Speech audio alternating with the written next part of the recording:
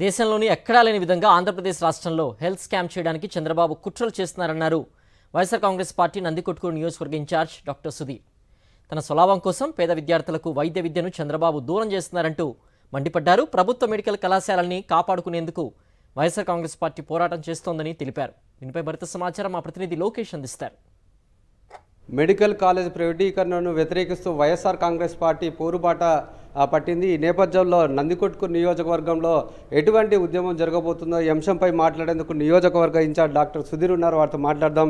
ఏం చేయబోతున్నారు, ఏ విధంగా ఈ యొక్క మెడికల్ కాలేజ్ ప్రైవేటీకరణను నియంత్రించడానికి మీరు ఏం చేయబోతున్నారంట?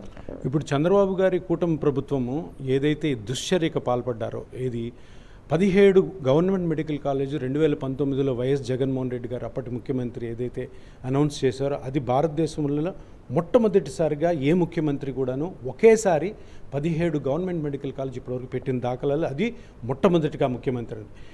ఇటువంటి ఒక బంగారు భవిష్యత్తు ఉన్న మెడికల్ కాలేజీని దురుద్దేశంతో 17 మెడికల్ కాలేజీలను కూడా ప్రైవేటీకరణ చేయాలని అనౌన్స్ చేసిన చంద్రబాబు నాయుడు గారి కుట్ర ఏదైతుందో, ఇది ఇప్పటివరకు భారతదేశంలోనే పెద్ద హెల్త్ స్కామ్ అని చెప్పుకోవాలి. ఎందుకంటే ఎవరు కూడాను విద్యా, వైద్యము, వ్యవసాయం ఈ మూడింటిని ప్రైవేటైజ్ ఎప్పుడు చేయకూడదు. ఎందుకంటే ఈ మూడిటి మౌలిక సదుపాయాలు అన్నవి గవర్నమెంట్ చేతిలో ఉండాలి. ఎందుకంటే ఒక్కసారి అది కానీ ప్రైవేట్ వాళ్ళకి వెళ్తే దాని కంట్రోల్ ఉండదు. ఎందుకంటే ప్రైవేట్ వాళ్ళు వచ్చేది ఆ కాన్సెప్ట్ మీద ఎక్కువ డబ్బు సంపాదించడానికి. అంటే ఇప్పుడు ఒక మెడికల్ కాలేజ్ ప్రైవేట్ పరం అయితే మెడికల్ కాలేజీలోని స్టాండర్డ్స్ అన్నీ కూడా ఆ ప్రైవేట్ వ్యక్తి ఏదైతే డిసైడ్ చేస్తాడో దాని ప్రకారం ఉంటాయి. కానీ అక్కడ పేదవాళ్ళకి ఏ విధమైనటువంటి బెనిఫిట్ దొరకదు. పేదవాళ్ళు వెళ్తే మిమ్మల్ని రానివాడు కూడా రాదు. ఇప్పుడు ఒక గ్రామంలోనే ఒక మెడికల్ కాలేజ్ పెట్టుకున్నారు అనుకుందాం, ప్రైవేట్ మెడికల్ కాలేజ్. అక్కడ ఉన్న రేట్లు, అక్కడ ఓపీ ఫీజే దగ్గర 1000 రూపాయలు ఉంటుంది.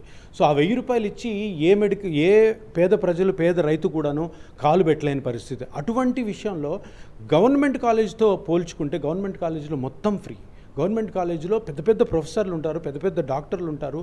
ఆ వైద్యం ఏదైతే అవసరం ఉందో ఆ ఊరికి, ఆ గ్రామానికి ఇమీడియట్గా దొరుకుతుంది. ఈ ప్రైవేట్ మెడికల్ కాలేజ్ గురించి వస్తే, ఈ 17 మెడికల్ కాలేజీలు గవర్నమెంట్ మెడికల్ కాలేజీలు వైఎస్ జగన్మోహన్ రెడ్డి గారు పెట్టడాన్ని ముఖ్యంగా ఏ విధంగా మనం ఏ విధంగా చెప్పాలి అంటే అది విజనరీ.